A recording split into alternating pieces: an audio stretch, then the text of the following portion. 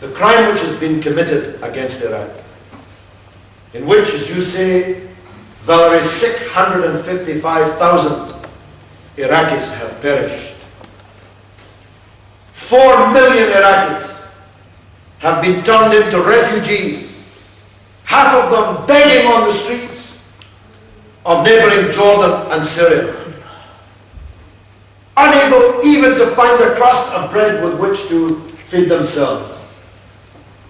Another half of them, 2 millions, driven out of their own homes, taking shelter in other people's homes because of the catastrophic security situation that now exists there.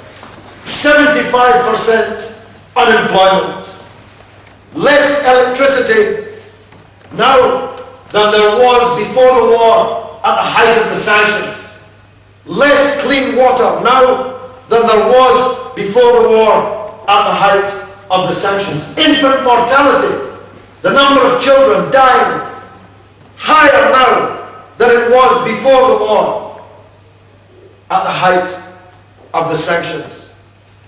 The position of women. Do you remember all these so-called feminist arguments for the war in Iraq? We have to free the women of Iraq, who, as a matter of fact, were the freest women in the entire Arab world in any case.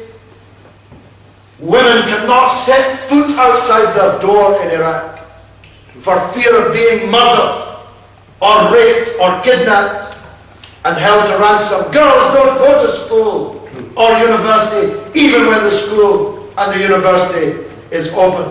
Iraq has been shattered into 1,000 pieces by Bush and Blair.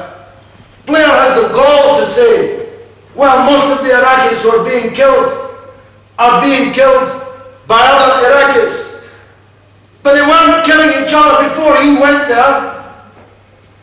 He said there was Al-Qaeda in Iraq. It turned out that there was no Al-Qaeda in Iraq, but there's thousands of Al-Qaeda in Iraq now. There was no Islamist fundamentalism in Iraq before, but there is now. Extremism, fanaticism is everywhere now in Iraq. I saw a film the other day, it's almost so obscene I can't bring myself to think of it again, of a young woman from a small religious sect in Iraq called the Yazidis, who worship the devil. Well, they say they don't worship him, but he's powerful, so why to annoy him? A young girl from that sect fell in love with a Sunni Muslim boy and ran off and married him, and a mob captured her under the noses of hundreds of so-called Iraqi policemen, and somebody will videotape with their camera how the girl was stripped and literally kicked to death into a bloody mass on the ground, on camera, in front of a huge number of armed Iraqi policemen, so-called. That's what these people have brought to Iraq. They've brought Abu Ghraib with its obscenities of naked prisoners, Muslim men, with hoods and chains and dog leashes around their necks, stripped naked and made to commit indecent acts against each other, and filmed for the entertainment of the captors in the barracks afterwards. That's the civilization that George Bush and Tony Blair have brought to Iraq. In this sea of misery and disaster that they have brought, not only have they not faced any punishment, Blair's leaving for his £4 million house in Connaught Square and his lecture circuit at £100,000 a time in the United States. It's not Connaught Square and a new house he should be going to. He should be dragged out of Downing Street into prison via the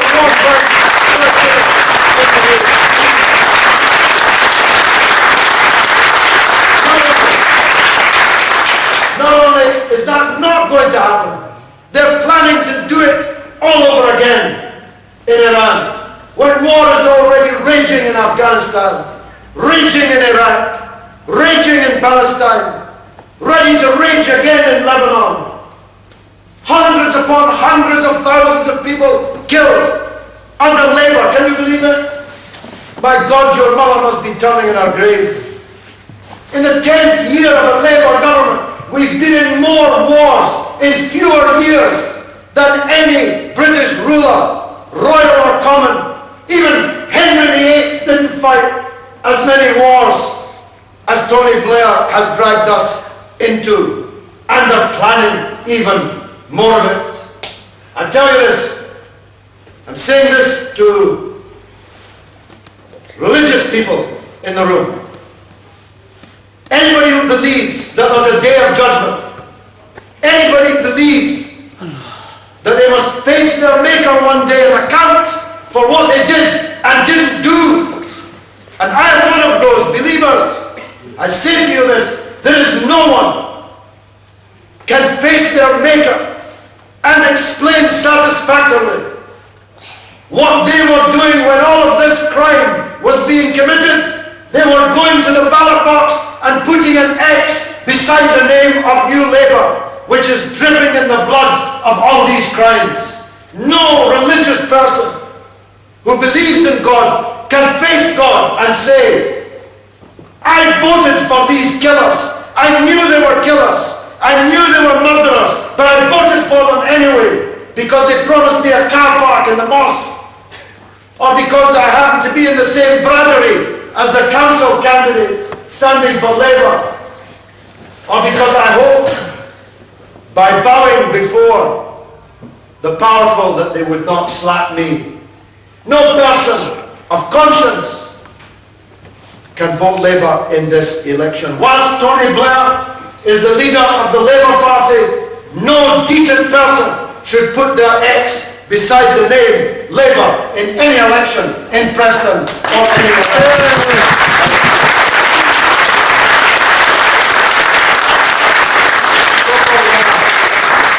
For all these reasons, it's crucial not only that you, but that everyone you know is brought to the polls a week on Thursday.